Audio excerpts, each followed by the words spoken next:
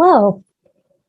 In this video, we're going to run through our general officer training for Be Engaged. In order to do the things we're going to talk through and I'm going to demo, you have to be an officer of a group in Be Engaged. So if you don't have officer access to your group, or if you need a group created for you, feel free to email us at beengaged@binghamton.edu.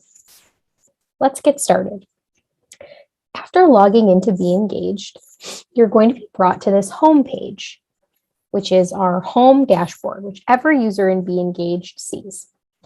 You'll see announcements here, upcoming events, as well as your groups listed as you scroll down. We're going to jump into a group to demo all of the different things, or rather the most important things that officers can do in a group within Be Engaged. So we'll click this drop down and we'll head to our training group. This is a Be Engaged group dashboard. This is an interface that only officers can see, and all of the shortcuts here correspond to the links on this left-hand menu. We're going to start with the group page.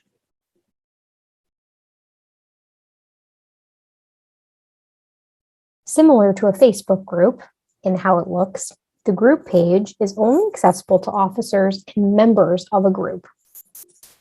You can see that there are different discussion channels associated with the group page, as well as different links at the top.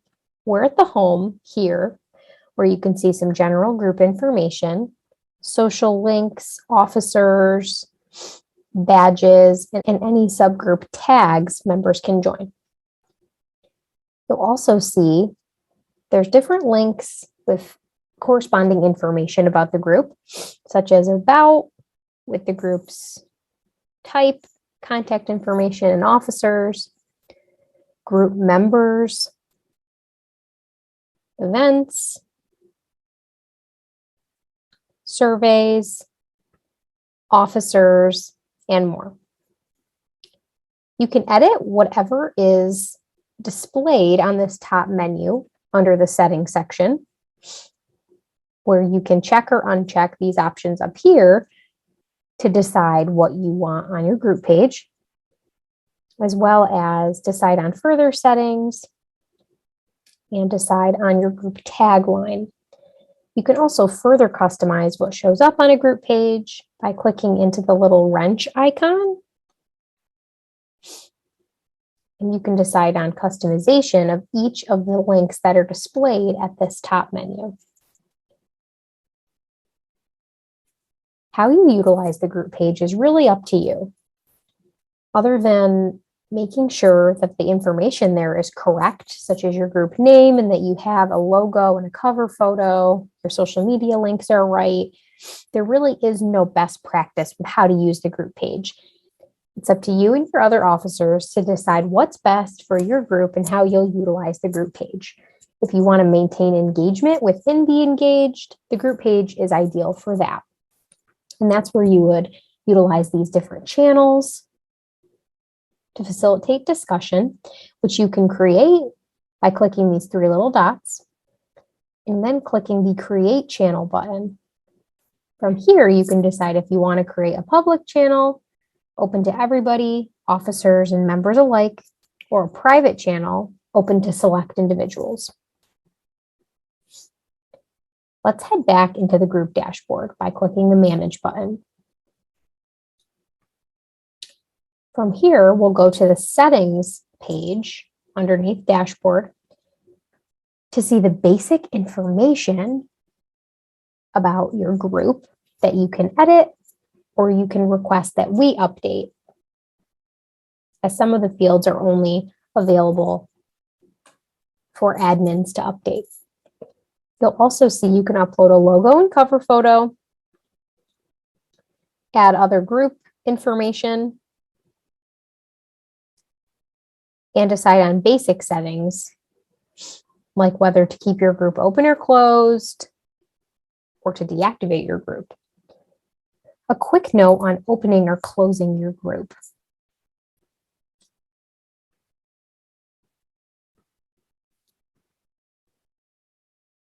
The difference between an open and closed group can be found right here. This is a closed group, a team. You can see if I try to click to request to join the group, it will not let me. However, if I try to request to join the AMCP, it will let me, and I can click join down here to request to join. That's the difference between an open and closed group.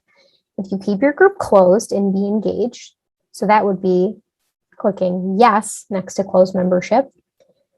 Other users in Be Engaged, if they go to this groups page, they won't be able to request to join your group. On the other hand, if you keep your group open, so next to close membership, you would say no and save it. You're going to allow people to request to join your group. And that way, they can go right through and they can request to join a bunch of groups at once, yours being one of them. The default in Be Engaged is that if anyone requests to join a group, the officers have to approve that request before the person is a member of the group. So you're not losing complete control, you're just allowing people to request to join, and those requests will be reviewed or can be reviewed by you and the rest of your officers. Heading back into the settings section, we're going to close our group up and then click Save. Under Contact Information, right next door, you can add a general group email, which will come in handy when we talk about sending emails in a bit, as well as a physical address here, a phone number, and a website. Just remember to click Save, regardless of what you add to any of these fields. As far as the access and privacy, membership, and payment sections go, they're really just more nitty-gritty settings that you can decide if you and the rest of your officers want to go through and save certain settings. We never spend too much time on them during trainings because we never really get a lot of questions on them. Access and privacy, for example, is focused on how users are added to the group, restrictions for the group members, privacy settings, and more. Membership is all about different options for how long people are members of your group and different privacy settings. And payments is all about money, the ticketing module, so the ability to sell and pay for tickets within Be Engaged, which is a feature that will be coming soon, so stay tuned. Under social networks, make sure to add in your relevant social media profiles to maintain consistency across all of your digital presences. Recommendation settings can, unless you're utilizing Be Engaged for virtual fair, recommendation settings right now aren't super effective or relevant for your group, but you can go through and you can decide what the most relevant interests in sports and industries for your group are. But there isn't much infrastructure set up unless you're using the virtual fair to utilize these settings. And lastly, under More, you can decide on some custom messaging. So an automatic welcome message, a default CC or BCC email, messaging on the feed, and more. So let's head back to the left-hand menu and then go to Officers. So this is our Officers page. Officers are the top level of user in a group, meaning that they're the people who have the ability to do the most within a group. They're the group administrators, quote unquote. To add new officers, you'll just head to this brown Add Officer button, where you'll see a little pop-up here, and then with a search bar. So to find or add officers, you'll just type in the person's email, and they should pop right up. Every person on campus, so student, faculty, or staff member, is a user within Be Engaged. So their name should pop right up by searching their email. That's the quickest way to find them since there's so many users in this system. If they don't show up or if there's some issue, there's maybe multiple people with the same name or same email, duplicate accounts, then feel free to reach out to us at beengaged@binghamton.edu and we can get that sorted out for you. So now we've found our officer who we want to appoint. We can decide if we want to notify that person by email, or we can also just add them. So there's our officer all added. We'll make sure she's visible on the public website. Now that we've added her, we can head to this permissions button up here. And we can decide if we want her to keep all of these default permissions. So once an officer is added, this is what they can do from the get-go in the group, or we can pare those down. So we're on the page that corresponds to manage officer settings. So if we didn't want our officer to be able to access this page and we didn't want this person to edit the group settings, we would just uncheck those fields and the person would only have access to the rest of the things that are checked. So if you have students working in your office, or if you're in a student group and you have members on your executive board who are responsible for very specific things, make sure to check off the relevant permissions for their position or for their role. So if you have somebody who's only responsible for planning events, you can uncheck everything that doesn't have to do with events. So we would uncheck all of these. Luckily, it saves as we go along, so we don't have to click any save buttons. And then we'd be good to go. We're going to assign a few more permissions to our new officer. And now we're all set.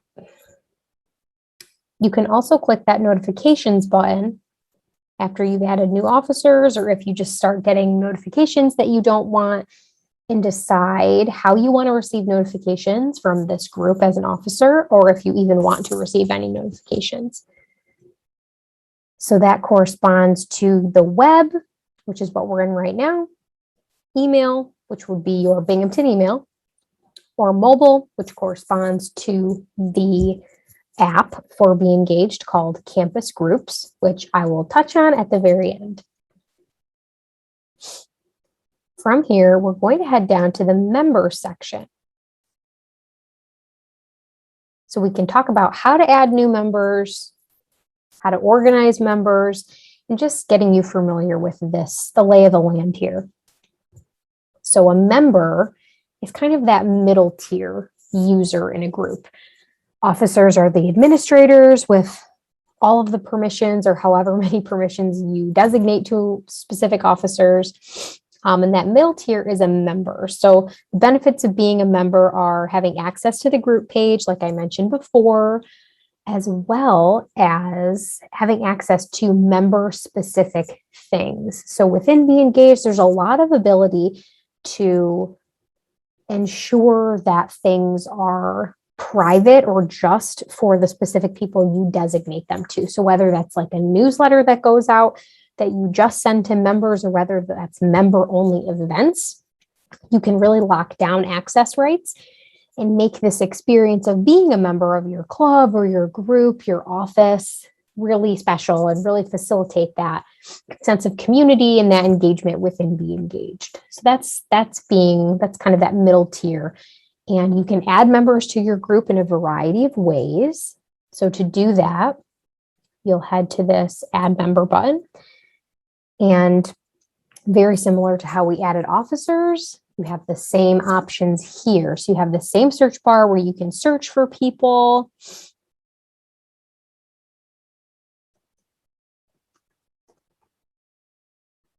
And their names will pop right up.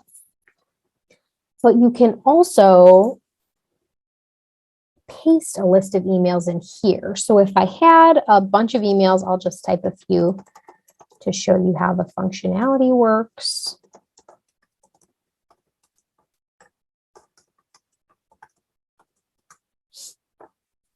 You could paste your list of emails in here. They have to be Binghamton University emails. And once you click apply, the system will search for those people, match them to the right users, and serve them to you in this search bar. So there's kind of tiers to tackle how to add members. So the first thing I showed you with just adding people one at a time to this field, the search bar here, just searching for people one at a time. I would recommend doing that anywhere from 1 to maybe like 100 people. I mean, at 1 to 50 gets a little cumbersome, but I guess it's really however many before you start wanting to pull your hair out. But the system can handle it. It'll just start to lag a little bit the more people you start adding. So that's kind of your first tier. The second tier is pasting a list in here, and that can be anywhere. That could literally be anywhere from like 2 to 300 emails in this section. And as long as you have everyone's Binghamton University email, shouldn't be a problem. Everyone should just show right up once you click apply, like I showed you before. And then there's a final tier to add even more people. So now we're talking like a few hundred into 1,000 or maybe 2,000 people. If you had that many people you wanted to add to your group, you would head over to this member section and you click upload members. This takes you to these steps, these upload member steps, and it gives you an Excel template that you can download to your computer, and that will allow you to, fill in the correct information in the template with all the people's names and emails and, their place in the groups, whether they're members or officers. You can add other information there as well. And then you would be good to go. You would be able to save that and then re-upload it into Be Engaged, and all of your people would be added as members. It's a simple process. It looks a little harder than it actually is. I mean, luckily they do give you the steps one thing at a time. But if you need help with that, you can feel free to reach out to us directly, or we have a bunch of training videos on how to do this and a bunch of other resources as well, how to add members at these different levels. And if I didn't say it before, which I don't think I did, we have everything I'm going to talk about today, everything I have talked about so far, and everything I'm planning to talk about the rest of this video. We actually have specific videos for each of these features, each of the demos that I'm showing you, all on our training hub on YouTube. So definitely check that out. And if you have questions or if you need a link to a specific video that you can't find, we have them broken down by playlist, but YouTube sometimes is hard to find. It's hard to search. So just let us know and we'll help you. But that's kind of that final tier of adding members, anywhere from, a few hundred to a few thousand. But obviously if you have like 10 or 15 people that you just wanted to add via spreadsheet, you could do that too. The system would be able to handle it. So heading back to current members. So once you have the members in the group, once they've already been added to the group, you can organize them with different tags, which I'll show you how to create tags. But also let's kind of take some inventory, take stock of what we see in front of us right now. So you can see we have a bunch of filters up here and we have a bunch of information for each user here. So you can see these filters. So we have an option to look at the different views of people in your group. So all members and contacts, current members, past members, just contacts, which I'll talk about in a minute, current members and contacts, just officers, and so forth. So let's go back to current members. So once you're here, you can kind of further filter things by account type. So you can view only people who are grad students, only undergrad students, employees, alumni, or some combination of all of those. You can also filter by tags. which I'll talk about member tags in a minute. You can filter by subgroup tags as well, or you can filter by user tags. So user tags are these tags over here. They differ from member tags and subgroup tags pretty substantially. So user tags are tags that are kind of woven and written into the code on the back end of Be Engaged, that there's another system on campus that feeds all of the user data into Be Engaged. So in that user data, you have the person's name, you have the person's status with the university, so graduate student, undergraduate student, employee. You also have their email. And then for students specifically, we have all of this information on them. So we have the school or schools that they're a part of. So this student, for example, is a student in CCPA as well as Decker. They are eligible for the any GSO votes, any elections. They're a master's student and they're double majoring in nursing and public administration. So that's how to read those user tags. So like I said, those are being written and updated nightly when the stream of data refreshes every night. So that's a good, you can definitely utilize them. You can filter by these tags within your group, but you can't create user tags. The system is creating user tags. And they're kind of at that top level. If you think of it like a funnel where it's like very general and then getting more specific, user tags are kind of at the top of that funnel. But you can get more specific and you can get more organized within your own group by creating member tags and subgroup tags. To create them, it's really easy. It's a similar process for both. So if you just click this Edit Member Tags button, and then click select this little drop down, you can see we have create new member tag button here. So we'll click that. And we'll say graduating master student will be our tag, because we want to say we want to tag and we want to organize all of our graduating master students. So we'll click OK. And we can go through and we can assign this tag individually to people. So we can click edit. We can assign this tag to as many people as need it. But if you have a lot of people you have to assign the tag to, you can go to this little box over here. So we'll click select, but that actually by default only selects the first 20 people. So then you'll click select all. In this case, we have 35 members. And then you'll head to these three little dots where from all the options here, you'll click add member tag. And from the drop down, you'll choose the tag you just created or whatever tag you want to assign. So we'll click submit. And you can see as we scroll down, everyone now has this tag assigned to them. On the flip side of that, if you want to remove that tag from everybody, you can. You'll just select everybody, the first 20 first, and then select all. And then you'll do the three little dots yet again and click remove member tag. And then you'll choose the tag and then click submit. And you can see that's been removed from everybody. So that's a member tag.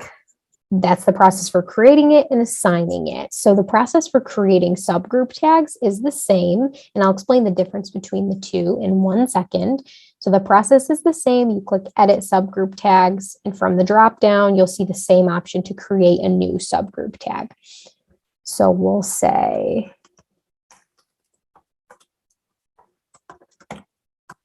we'll make this our annual newsletter list tag. And we'll go through and we'll assign this to as many people as we want to add to our annual newsletter list. And we'll tag them that way.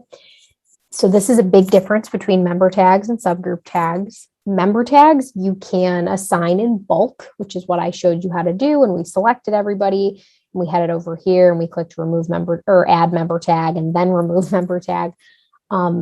But you can't do that for subgroup tags. So subgroup tags, you have to assign individually. if you want to do that. And then on the flip side of that, you have to remove them individually by clicking the little X here, here, and here.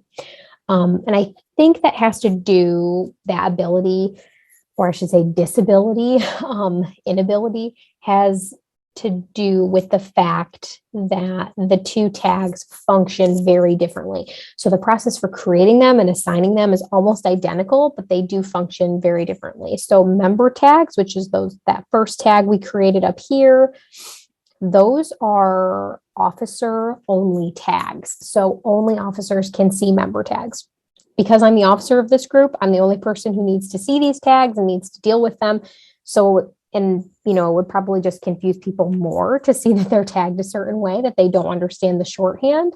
So that's why I assigned them member tags, because the people in my advisory group and in my ambassadors group, they know that they're part of the group, but they don't need to know how I organize them or how I do conduct my outreach on the back end, which is based on these tags.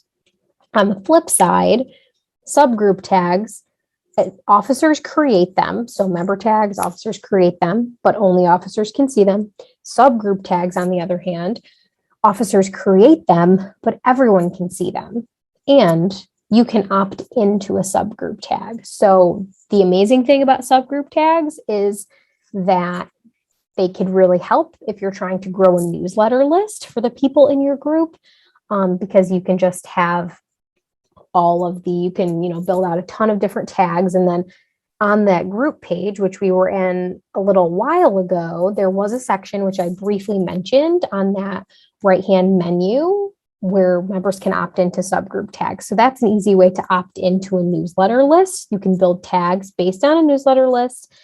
I'm going to quickly open another tab just so I can show you on the group page what I'm talking about. So if we go click group page, and if we scroll down, at the very bottom, you can actually see the new tag we created. So the annual newsletter list, and then the Be Engaged newsletter, both subgroup tags that members who have access to the group page, so only members of your group, can opt into.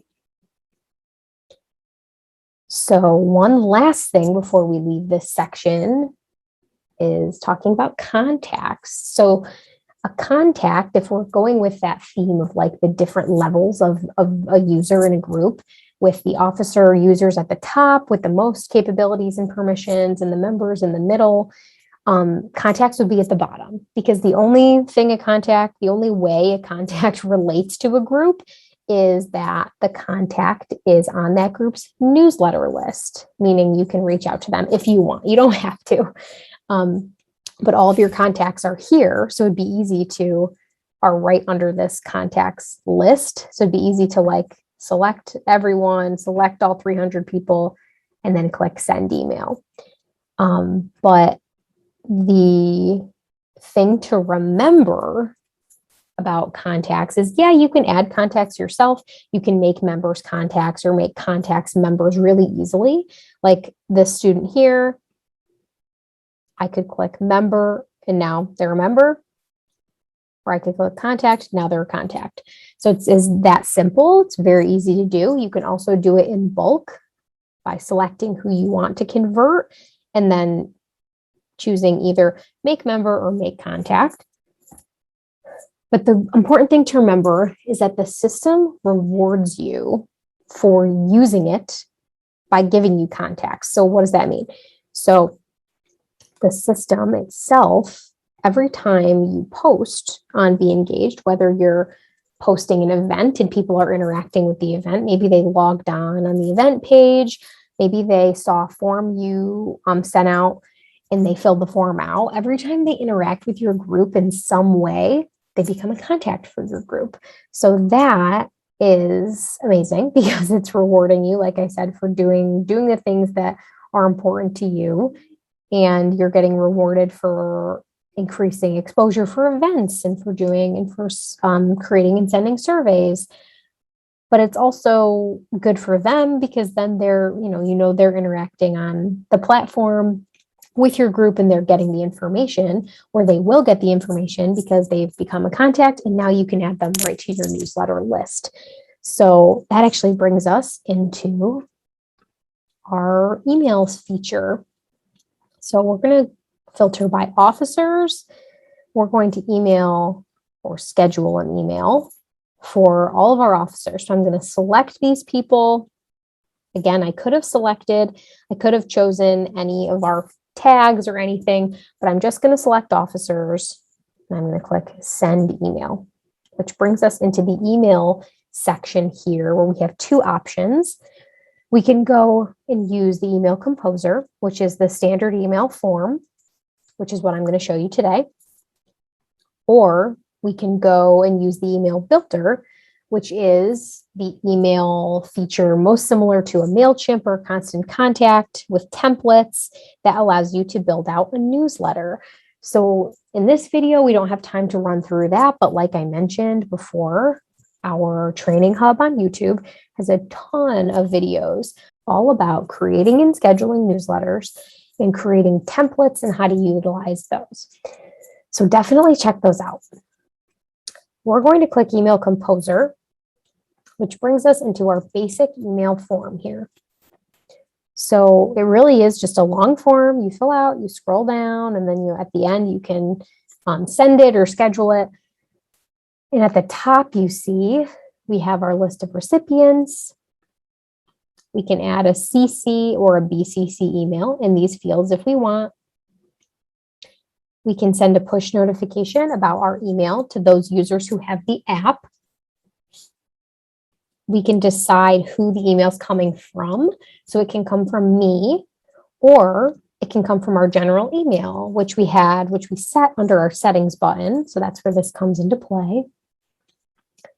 And when we get down here to compose email, we can enter a subject, enter our introduction fields if we want those.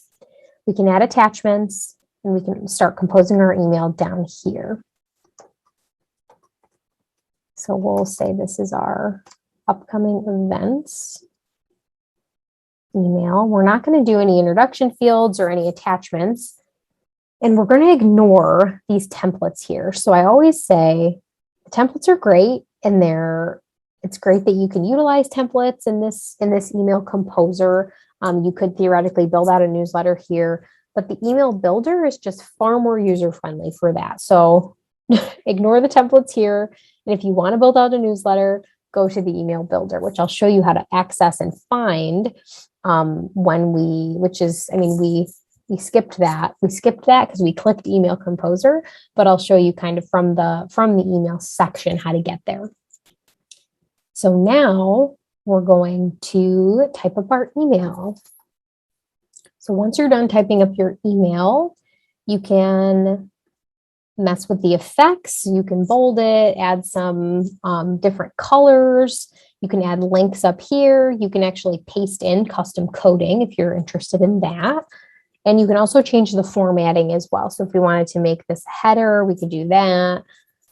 We can change the size of the font. We can change the font itself.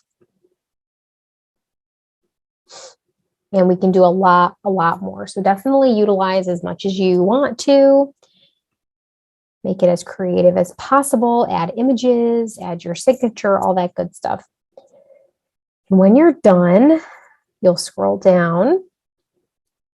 And you'll see here, you can add click boxes to your event. So click boxes are just really big visual links to events for your group within Be Engaged. So you can see all of our events that we have upcoming are listed, and they're here as options to attach to our email. So we're going to attach a few. We can also add click boxes for forms as well. If you scroll down, you'll be able to see, if you have any forms created, you'll be able to see those.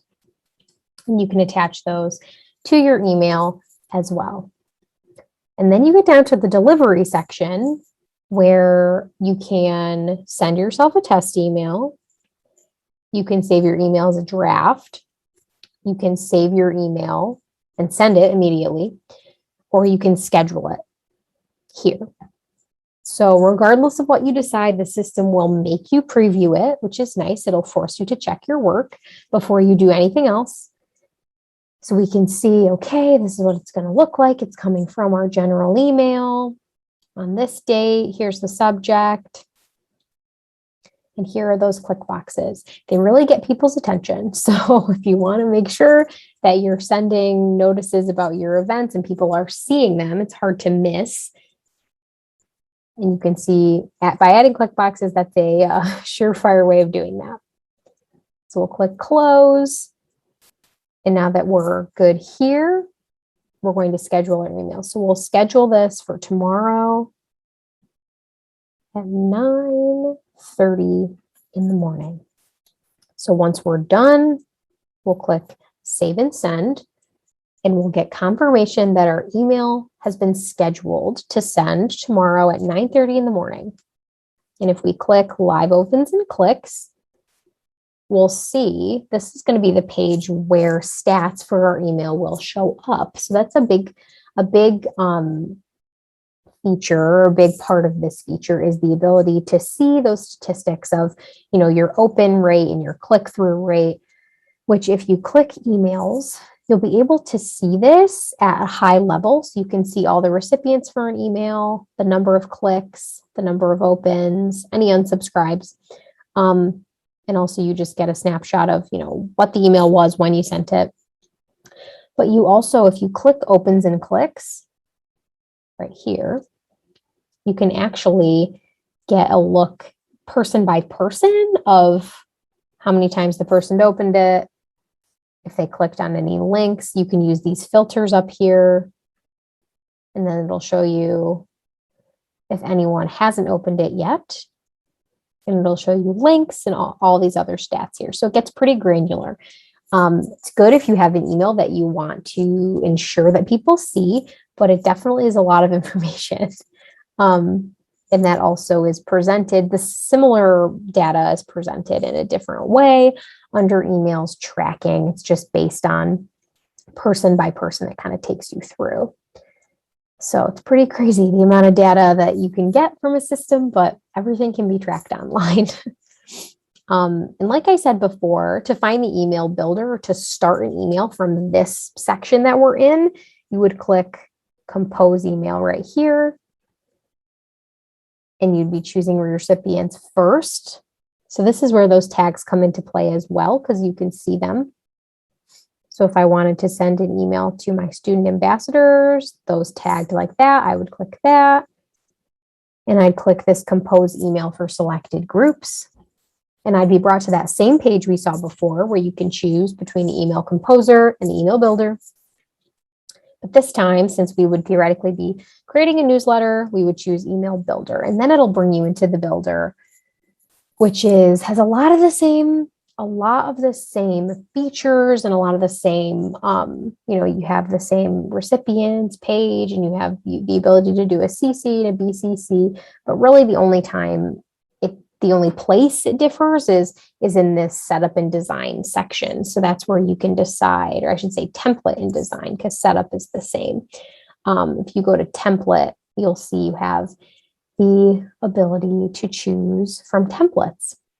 And then design is where you actually design your newsletter. So we're going to head back to emails. You can see there's the draft of the email we started. So we're going to delete that. And if we go to scheduled, see the email that we scheduled to go out is there. And you can also delete that easily. So moving on to the main event, as corny as that might be, we're going to talk about creating events. So this is kind of far and away the biggest thing that people are utilizing Be Engaged for. Especially on our campus. I would say our student groups, more than anything else, are utilizing Be Engaged for, promoting and publishing their events. But kind of a close second would be either sending emails, which we've walked through, or tracking attendance at events, which we won't talk about today, but I'll show you where to find the features when it comes to tracking attendance. We'll talk about the different options and how to set up the settings for those options. So to create an event and be engaged, you're going to click the Create Event button, which will lead you immediately to this event creation form.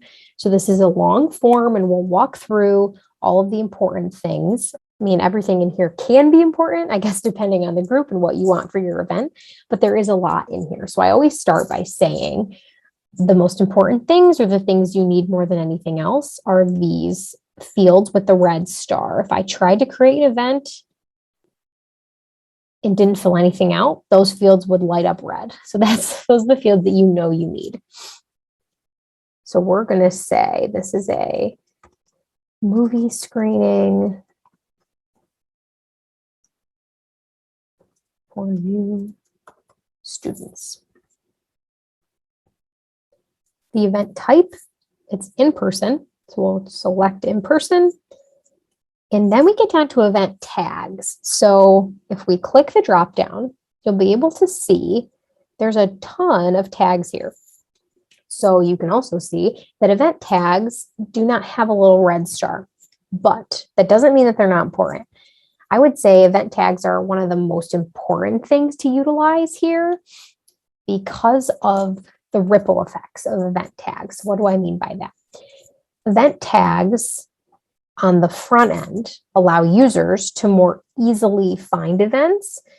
So if there's students that are looking for specific events about careers, they would look under career exploration, or maybe they just want to know the late night Binghamton events. They can look under the late night tag.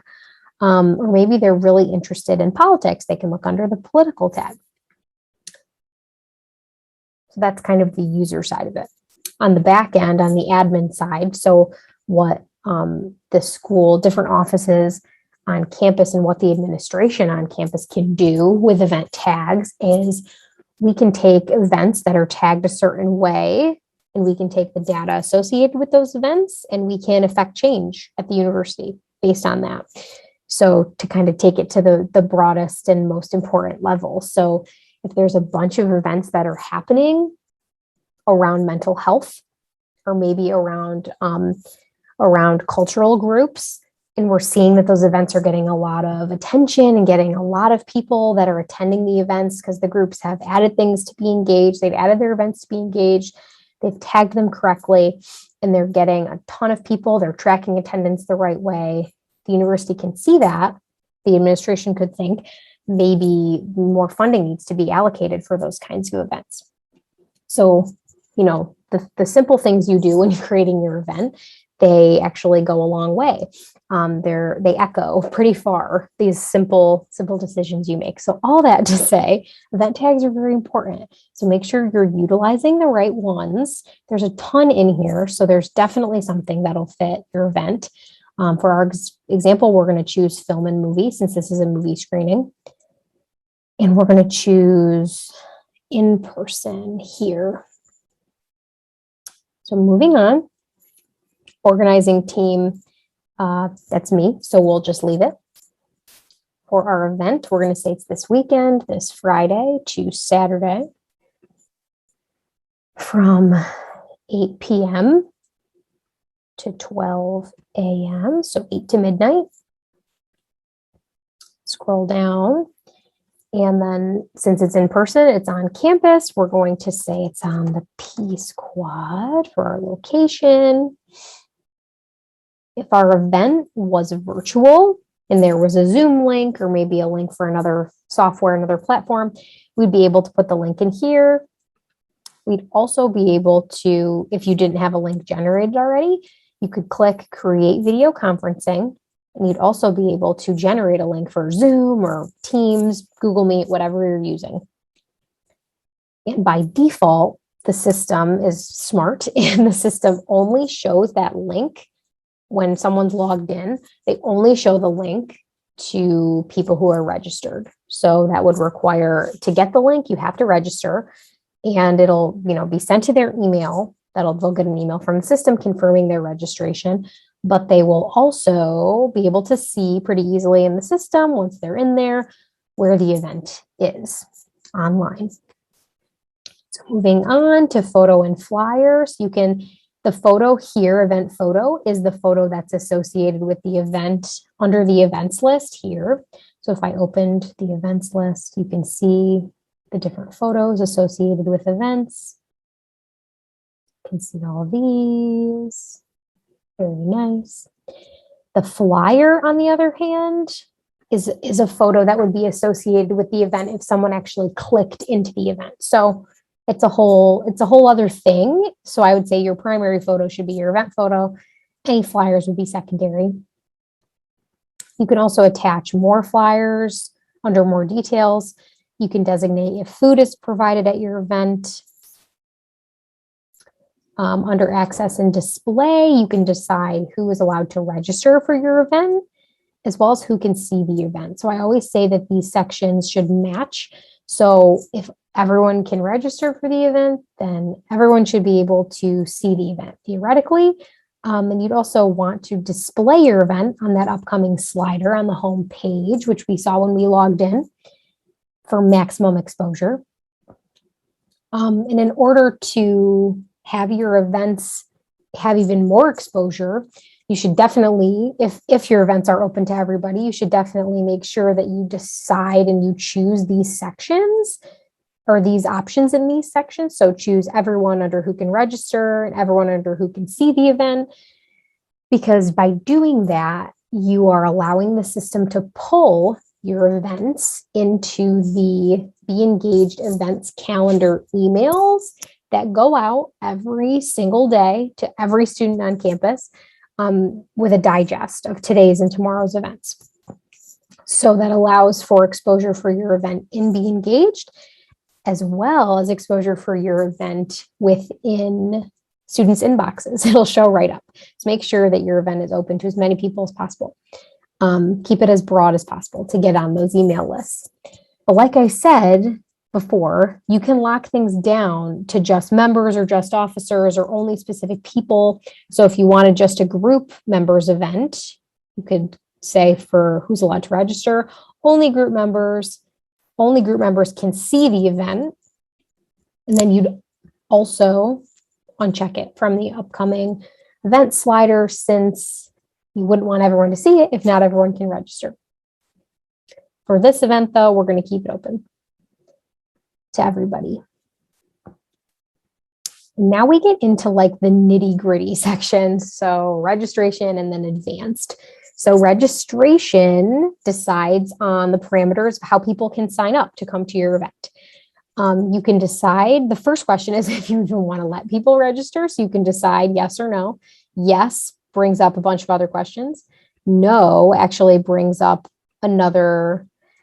brings up two options, and you can actually redirect people. So if maybe you have an event going on and you're like selling tickets on Eventbrite, or maybe you're pushing people to your Facebook event, you could put the URL for that here, and then it would push people there. If you want to let people register and Be Engaged, which we encourage, you'd click yes here, and then you decide again on the parameters of your registration. So you can decide when registration is opened and closed and the date and time for that.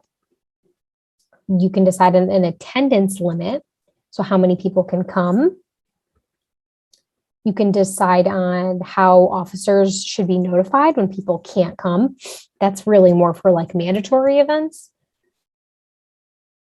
You can decide on customization with messaging. So you can send out custom reminders. You can decide on how long before the event those go out. You can add some messaging here.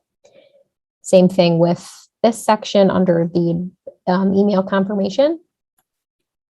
You can decide on if you want to display the list of attendees, if you want to upload a photo for your ticket cover, which will just show up in people's inboxes. That's kind of their ticket. Once they register, they get a confirmation email, and that's where that would show up. And then you can also, one of my favorite features, you can also decide on if you want to send a feedback request to people. So you can make it a generic feedback request. So if you don't choose anything here, it'll just send a generic email to all the people who either registered or checked in. I recommend just sending it to people who checked in, unless you have a custom form that asks people, if you registered, why didn't you show up? Which we'll talk about forms last. It'll be the next thing we talk about. The last thing. But if you keep it generic, if you don't send it to, or if you don't create a custom form in Be Engaged to attach to this, then attendees at your event will get that email and it'll say something to the effect of, thanks for coming to this event. Please rate it on a scale of 1 to 5 stars. So you'll get lots of good information. And I believe there's also a field there for comments. So that's cool, but you could take it a step further and you can create a custom form within Be Engaged to get feedback from people. So that would be a good example. If you created a custom form, you can send it to everyone who registered, and then you choose your custom form here. You could send it to everyone who registered, and you'd have a question, maybe kind of a filtering question at first or a screening question. Did you register and show up, or did you register and not show up? And then it could show different questions like, how did you like the event? What could we improve on? If you didn't show up, why? And then this last section, the advanced section, is really into the weeds, like I said, but still all important things. So under attendance tracking, this is where you decide on how your attendance tracking will look and what features of the system you're going to be using. So there's a lot of options for attendance tracking and Be Engaged. You can have officers just check people off as they show up for events, like within the event. You can have users scan an event QR code. You can have people sign into a kiosk. You as an officer and as a group or an event host, you can scan other people's QR codes. That's associated with their user account, but also shows up on their ticket. And on and on. I could talk about all the attendance tracking options. So I've mentioned this a few times, but definitely check out our training hub for all of our attendance tracking videos. And if you have questions, feel free to reach out. Under this section, you can add more questions to the registration page, but you can also add time slots as well if you wanted to separate your event and manage capacities. You can offer time slots for people to show up. You can add speaker information, sponsor information, a redirect URL after someone registers. You can push people somewhere else online. You can decide on a parent event for the event you're creating. So maybe, the event you're creating and working on is part of a quote unquote conference. You could choose the main conference event as the parent event. Maybe you're working on one of the breakout events, and then you could kind of build out your conference on Be Engaged that way. And all the events that'll show up are only your events. So only the events in the system that you've created. And kind of going off of that, you can automatically register people once they've signed up for one event. You can have them be automatically registered to the event you're working on. So that really kind of comes into play if you are doing something that's a webinar, or maybe it's some conference or something like that they registered for the first session, but I also want them, by registering for the first session, that triggers their registration for sessions 2 and 4, or maybe sessions 1 and 3, something like that. Cost center code has to do with ticketing, which isn't up and running just yet, so you can ignore that. If you have a waiver, if you have an event that requires a waiver, reach out to us and we can have that added to the system and to your event. Definitely add a co-host to your event if you're hosting it, if you're collaborating on an event with somebody. We have a ton. Every university recognized group in Be Engaged is listed here. So you just have to find them. There's a lot in here, but you just have to find them. And you can, once you find them, you can, let me see, check them right off. Let me find. So we'll say this is being co-hosted with our main office group. And then the event will not only show up under your group listed in Be Engaged, it'll show up under their group as well. So even more exposure for your members as well as their members. And we'll scroll all the way down to the last few options, which are service opportunities. So you can designate if an event is a service opportunity or not. If you choose yes, it'll show up on the home page, or I should say right off of the home page, which I'll show you. Once we push this live, I'll show you how that looks. We briefly touched on virtual fairs, but if you have a virtual fair running and Be Engaged, this would be what you would do for that. You would just designate that this event is your virtual fair event. And if you have questions on that or you're interested, just reach out to us. And the last thing is an event template. This is a really cool feature, the ability to put all your settings and to set your event exactly how you want it, and then to refer back to it again and again and again. So once you create your event, if you want it to be a template, you would choose for this group, you're making this event a template for this group, and then you and other officers can refer back to these event templates in these settings, same settings again and again, especially if you have recurring events. Definitely encouraged for those. This is just going to be a standalone event, so we'll click no. And we finally made it to the end. It's a long haul. We'll click create event. And you'll see your event on your upcoming events list here. And if I open the home page, I'll show you right off of the home page. You can see under home feed directory service opportunities. So this is where your event would show up. You can see there's a few other events in here as well. And this means that students can easily find these service opportunities, and they can assign themselves service hours, and because they can track service hours and Be Engaged, they can keep track of their own. And as an officer, you can track your members' service hours and verify them. So again, another thing, definitely reach out to us about that if you're interested or have questions.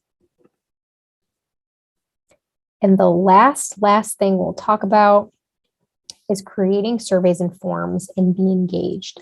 So this is really simple. If you have any experience creating forms on Google Forms, I actually think this is a little easier. So click create. And regardless of what you are doing, because there's a lot of options for what you can create, a form, a survey, a poll, election, or quiz, regardless of what you choose, you have all the same options. So you're really not missing out on anything. So we'll say this is our event feedback form. That'll save as you go along, the form name, and then the page names. Those all save as you go along in real time, similar to Google Forms, as well as the introduction. That'll save as you go along as well. But everything else you pretty much have to save as you go along. And if you wanted this to be a little more visual, your intro, you could click Advanced HTML Editor, and you'll actually get the same editor that you have when you're creating emails. So you can make it fancy.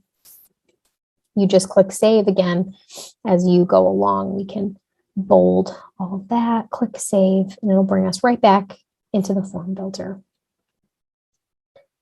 So we'll click Add Question. Let's get started. So the first question type is, we'll run through these really quick. The first question type is free text single line. So this is the simple, please input your name below.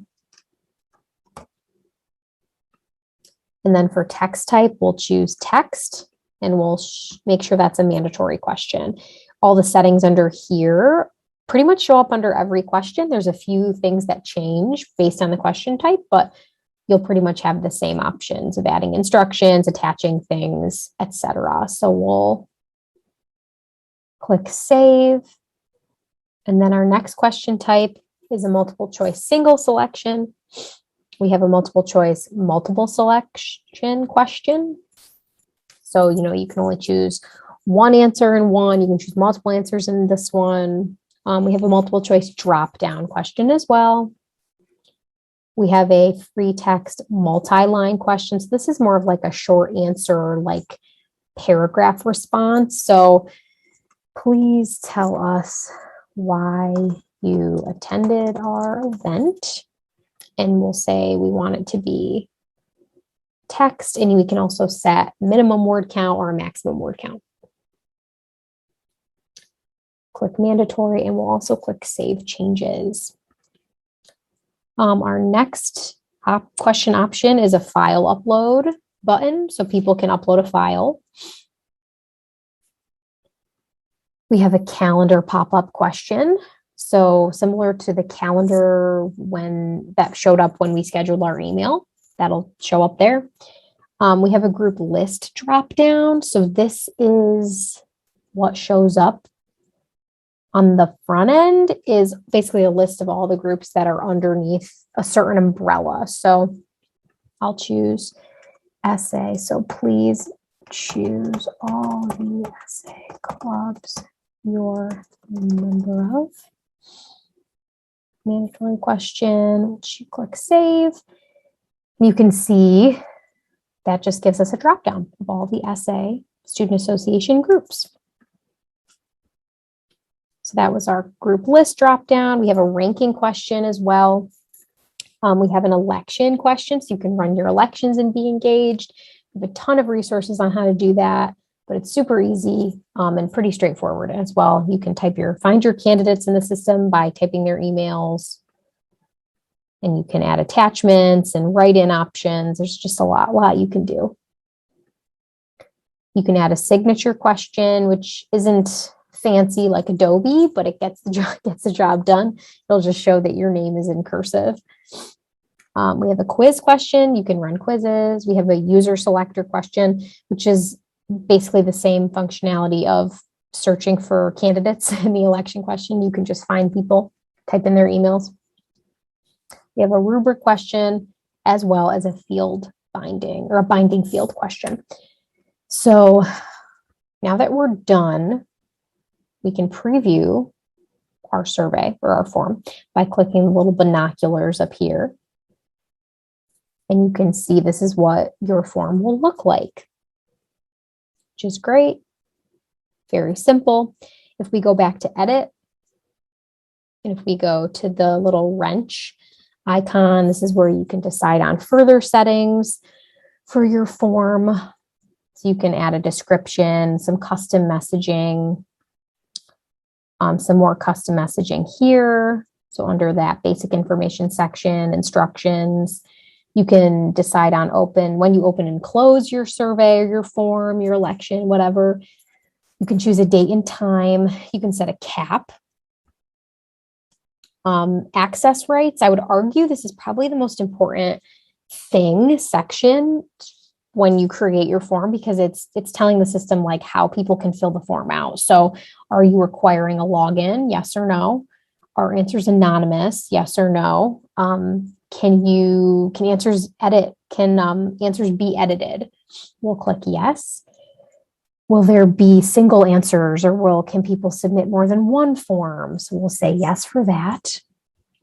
Who has access of the officers in your group? Who has access to that form? So I'll just choose myself. And then privacy. So this is the biggest question. Who can even see the form? Who can fill it out? So for our purposes, we'll make sure it's just locked down to Binghamton University users. We'll click save. We'll click save again. And then lastly, the last few sections, we'll move on to notifications. So I always say, if you have a lot of people you anticipate filling out your form, don't put anyone's email in here unless you need to be notified every time someone submits a form. So I'll just remove myself and click save. And these are also other notifications you can receive about when things are approved or denied, some more messaging when things are approved, put on hold.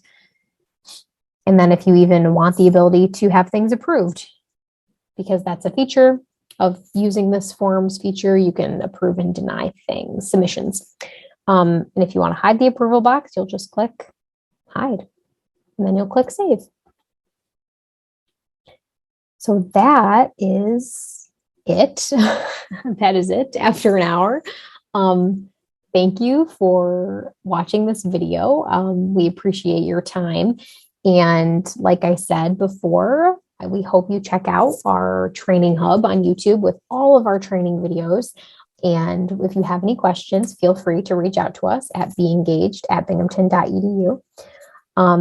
And the last thing I'll say is download the app for Be Engaged.